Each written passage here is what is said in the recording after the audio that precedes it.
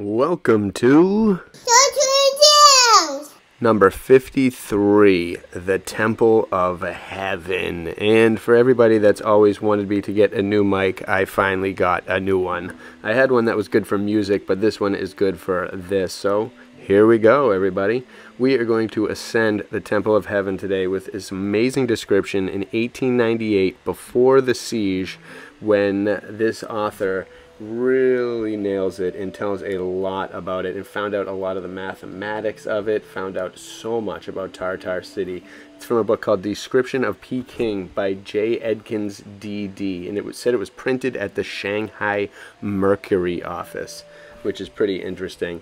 But I am going to deal with that and take a look at a lot of these pictures as well. I've got some video, I've got a lot of different things. But one thing I want to bring up at the very beginning, because we're dealing with the mathematics of a lot of this within this description, is the spinning mandala. There is something powerful here. The Vimanas, all of it used it. So I like to experiment and see kind of what numbers and rotations per minute it harmonizes at. So this one didn't work at 50, but it does kind of start to harmonize and animate at 100, but it really gets going at other times, 150. So it is interesting. And then when you go at 140, it would move to the right, and then at 160, I believe, you go to the you count regular clockwise. So it's always interesting to see what these things look like when they were spinning, because maybe they did in their original intention, and then one day they became solidified, or they were giant machines that inevitably were in the ground. Machines made by giants, people of much bigger, since our plane is so huge and massive we can't even fathom it, and time is so long we also can't fathom how many people have been here and what our real history is. We need to go really imaginative and think, and I love spinning mandalas. There's something about them, stationary or spinning, but spinning, the multi-dimensions become incredible, especially when it's spinning at a calm speed and you're meditating on it. Your eyes just go nuts. You can tweak the angles, tweak the lighting. I can't say enough about them. I've had so many magical experiences, and I think it's in part of the creation. I'm not really sure about a lot of these things. They love mandalas, the ancients. There is a power you can get. There's a psychology and mental state you can attain, and so much more from all of this. So, wow, get ready, because this is a great description, and there's a few other random parts that I'll read to you and show as well. So, here we go. Page 23. The Temple of Heaven is in the Chinese city, 3 miles to the south of the palace. It is placed there because the sacrifices there performed were anciently offered in the outskirt of the city where the emperor resided. In the part called by us the Chinese city, Tartar City, is properly the southern portion of the outskirts of the capital. The most important of all the state observances in China is the sacrifice at the winter solstice, performed in the open air at the south altar of the Temple of Heaven on the 21st of December. The altar is called Nantan, South Mound, or Yuan Kui, Round Hillock, both names of the greatest antiquity. Here also are offered prayers for rain in the early summer. The altar is a beautiful marble structure ascended by 27 steps and ornamented by circular balustrades on each of its 3 terraces.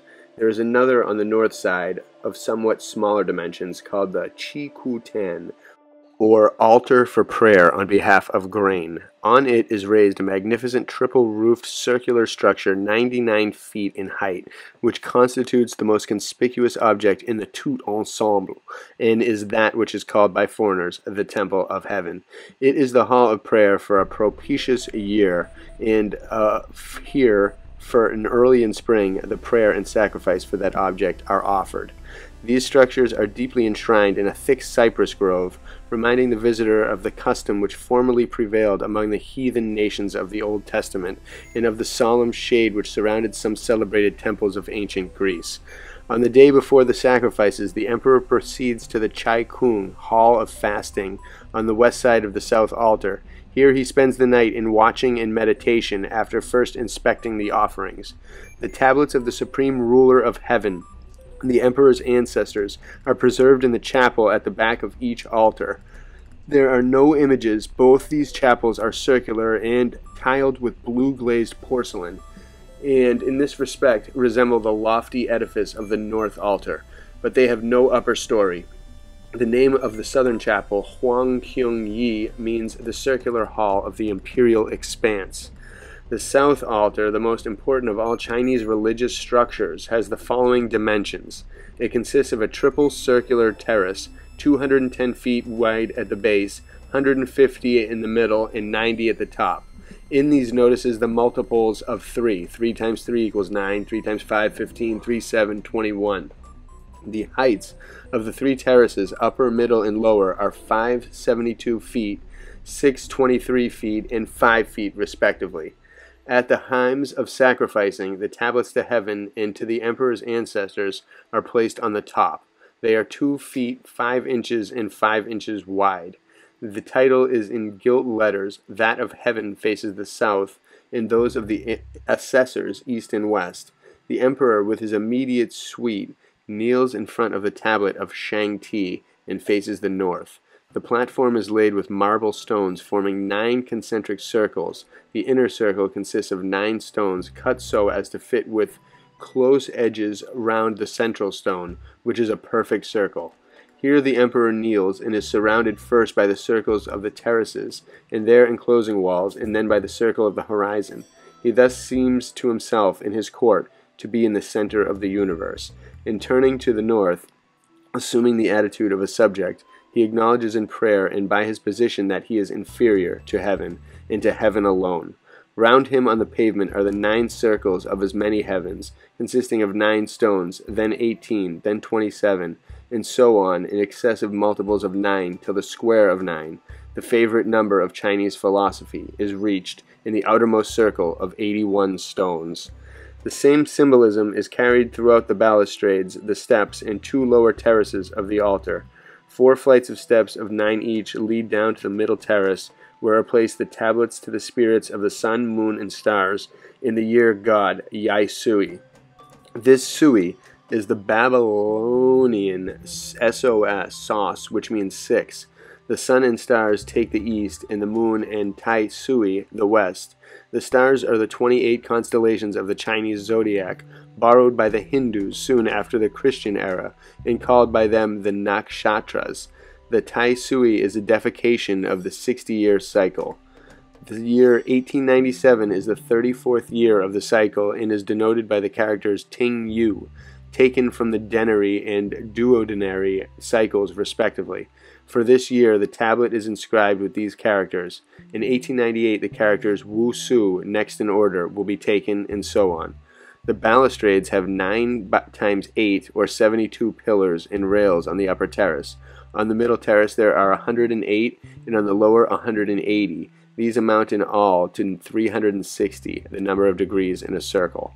The pavement of the middle terrace has in its innermost circles 90 stones, and in its outermost 162 stones, thus reaching the double of 81, the outermost circle of the upper terrace. So again, in the lower terrace, the circles increase from 171 stones, the innermost, to 243, or 3 times the square of 9 for the outmost. The pavements, flights of steps, and balustrades are all of the white marble, known by the Chinese as Hang Pai Yu, an excellent stone for architectural purposes, and for the rough sculpture of the Chinese masons, but not fine hard enough for the European sculpture. It has been an aim to use odd numbers only. Heaven is odd, earth is even, heaven is round, earth is square, or, to use the ultimate expression of Chinese metaphysical thought, heaven is yang, earth is yin. The numbers 1, 3, 5, 7, 9 belong to yang, heaven. The numbers 2, 4, 6, 8, 10 belong to yin, earth. In the official published accounts of the construction of the Temple of Heaven, this is set down as the fundamental principle. It may be remarked here how well this accords with the opinion that the Persian religious and system of thought agreed in ancient times with the Chinese. The city of Ecbatana was so built that the emperor lived in the center, surrounded by concentric rings representing the celestial spheres, or maybe the rings. The land rings, I think. Each ring was a wall painted with its appropriate color according to the astronomical notions of the time. The old Persian religion, with its worship of the elements and its dual philosophy before the introduction of Ormuzd and Ahriman in the worship of fire, bears a most striking resemblance to the old Chinese religion as exemplified in the modern Temple of Heaven. As might be expected, careful distinctions are made in the sacrifices.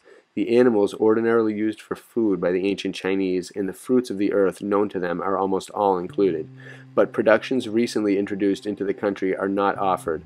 To heaven alone is offered a piece of blue jade, cylindrical in shape and a foot long, formerly used as a symbol of sovereignty.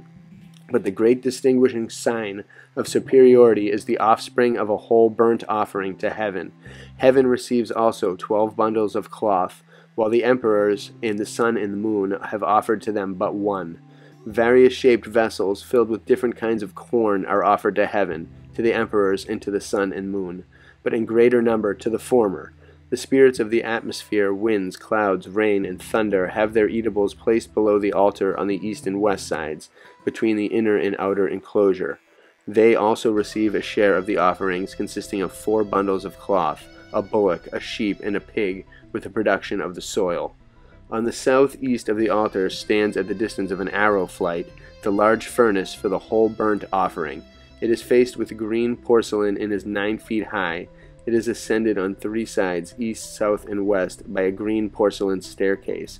The bullock is placed inside upon a substantial iron grating, underneath which fire is kindled. Outside there is a pit for the blood and hair. The visitor, ascending by one of the staircases to the top of the furnace, sees within the remaining charred bones of the last sacrifice. Some native scholars attempt to explain the burnt sacrifice as intended to call the attention of the Supreme Spirit of Heaven by the smoke, odor, and flame to the circumstance that the time for the sacrifice has come. This agrees with the common Buddhist notion that the wooden fish and the bell, the musical stone, and various instruments of music need to be struck in order to announce to the god worship that his presence is desired. Another native explanation is that the odor is agreeable. That is very ancient and agrees with many passages in the Old and New Testament, which speak of the sweet-smelling savor of a burnt offering, as well as with the ideas of the ancient Greeks in their burnt sacrifices. It has never occurred to the Chinese that the original idea connected with burnt sacrifices was propitiatory in the sense of substitutionary. The book of Genesis, while recording the fact of burnt sacrifices in the primitive patriarchal religion, does not give this explanation except in the offering up by Abraham of his son Isaac. It first occurs in complete form in the revelations made to Moses. The Chinese sacrifices must be compared with those of the patriarchal rather than the Mosaic age, and we cannot wonder that even if the doctrine of substitution was at first taught with the original institution of these sacrifices, that after the lapse of so many centuries, the knowledge of it should be lost.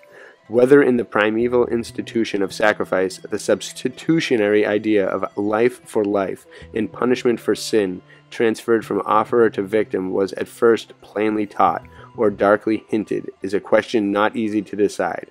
The symbol may first have been given and afterwards its significance revealed, or the significance of sacrifices may have been made known to the earliest men but not recorded till a later age in the early portions of the Bible.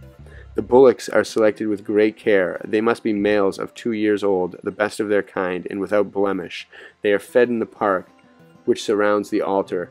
These circumstances together constitute another point of resemblance to the Jewish sacrifices which should not be lost sight of. The name of the furnace, Liao Lu, means the furnace of the fire sacrifice. Here the word Liao for fire sacrifice alludes to its etymology to light giving, thus favoring the first of the 2 native explanations. On the southwest of the altar stands these high poles for hanging lanterns. The sacrifice is performed before dawn. The illumination will fall from these lofty lanterns upon the emperor and his suite, while they all kneel in worship on the upper terrace, the altar steps, and on the south pavement beyond the altar. On December 21st, the emperor goes in a sedan chair to the gate called Tai Ho Men in the palace. Here he mounts the elephant carriage and proceeds to the Temple of Heaven. There he goes first to the Tablet Chapel, where he offers incense to Shang-Ti and to his ancestors, with 3 kneelings and 9 prostrations. Then going to the great altar, he inspects the offerings, proceeds to the south gate, and taking his seat in the elephant carriage is conveyed to the hall of penitential fasting.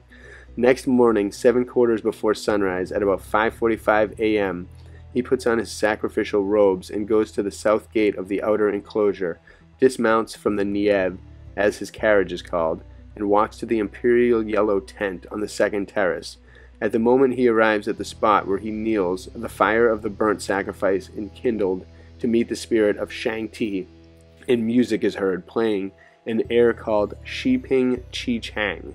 The emperor then goes to the upper terrace of the altar, kneels and burns incense before Shang-Ti, and then presents incense to his ancestors, whose shrines, with their tablets, are arranged in wooden huts on the northeast and northwest portions of the altar, while he makes 3 kneelings and 9 prostrations and offers bundles of silk, jade cups, and other gifts. The tune called King Ping Chi Chang is heard, played by the musicians. I'd love to hear these songs.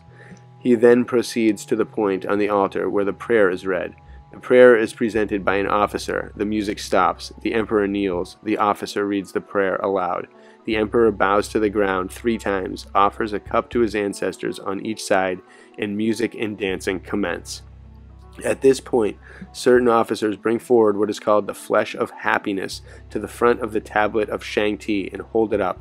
The emperor then goes to the spot for drinking the cup of happiness and receiving the flesh of happiness, and prostrates himself 3 times, receiving the cup and flesh, kneeling.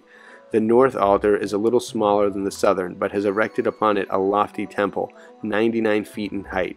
Before last century, it was roofed with blue, yellow, and green tiles, but by Qian Lung, these colors were changed to blue. The elaborately carved and richly painted eaves are protected from birds and insects by iron wire net. In the interior, the large shrines of carved wood or the tablets are all seen in their places, corresponding to the movable blue wooden huts, which on the days of sacrifice enclose the tablets on the southern altar. The windows are shaded by Venetians made of thin blue glass rods strung together. They are produced at the glass factories in Shantung. Here also, as at the south altar, are seen on the southeast the green furnace for the bullock, and the 8 open-work iron urns in which the offerings of silk are burnt, and which are arranged, as at the southern altar, on an arc of a circle from the furnace round to the eastward. An urn is added when an emperor dies. From the remnants of silk found in the urns, it may be judged that a plain, uncolored, and coarsely woven silk cloth is preferred, such as is produced in the northern provinces, and that the rich satins of Nanking or the figured silks of Huchao would be unsuitable for these solemn sacrifice. On the east is a winding passage or cloister of 72 compartments of 10 feet each, 720 feet in length, heading to the slaughterhouse.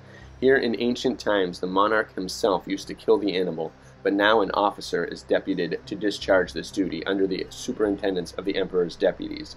One of the buildings passed while proceeding along this cloister of the 72 compartments was burnt by lightning in the year 1862. It contained part of the sacrificial vessels. Such a catastrophe was regarded as very ominous at the time, but as the dynasty has since gained strength by the successes of the army in dispersing several powerful bodies of rebels, and as the building was rebuilt without further disaster, the court has taken heart again. Near the long passage are to be seen on the south 7 large stones lying in the open park. They are called the 7 stars. They are supposed to have fallen from heaven and to secure prosperity to the empire.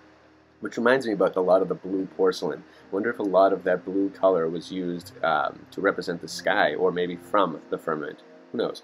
The sacrifice at the north altar takes place at the beginning of spring.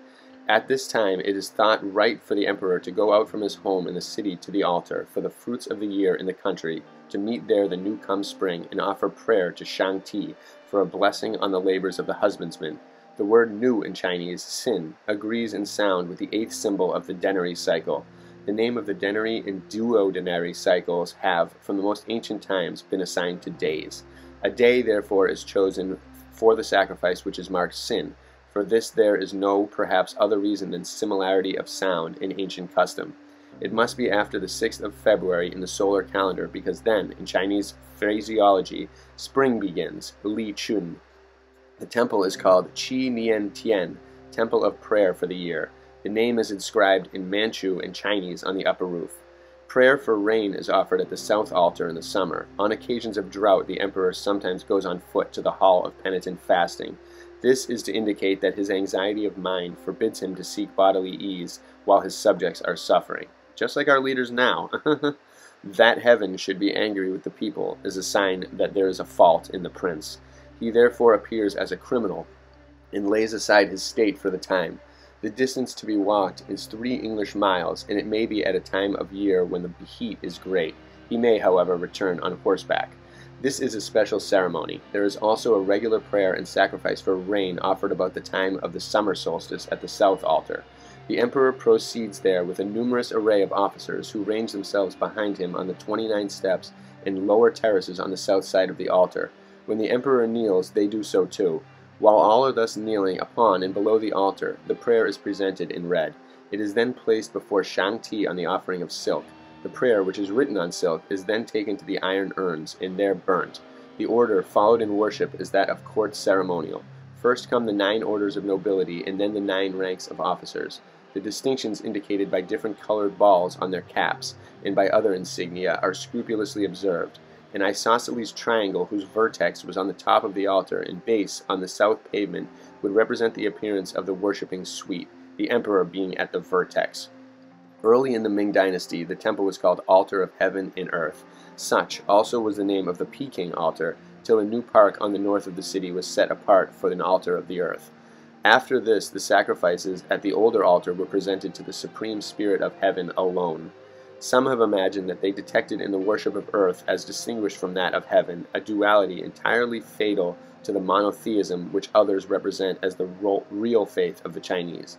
It should be remembered that the ancestors of this people had both a nature worship and a belief in the personality of Shang-Ti. In the popular songs of the Chao dynasty, God is represented as having the attributes of a personal ruler, a deity to be prayed to, and as addressing verbal revelations to royal signs.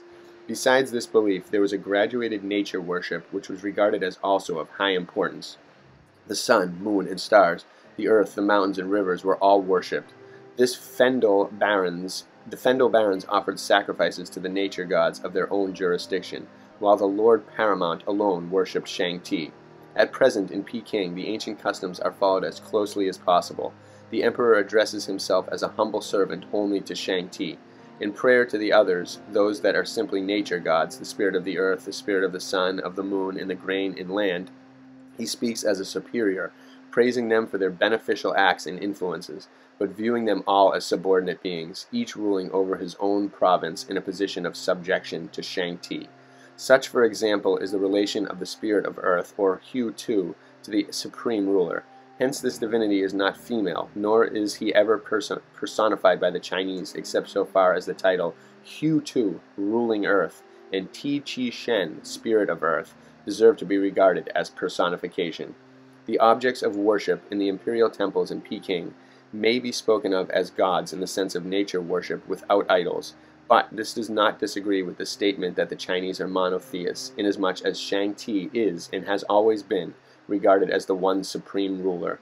The worship of one god came down by the tradition from the first ages, and the Chinese brought it with them to their country.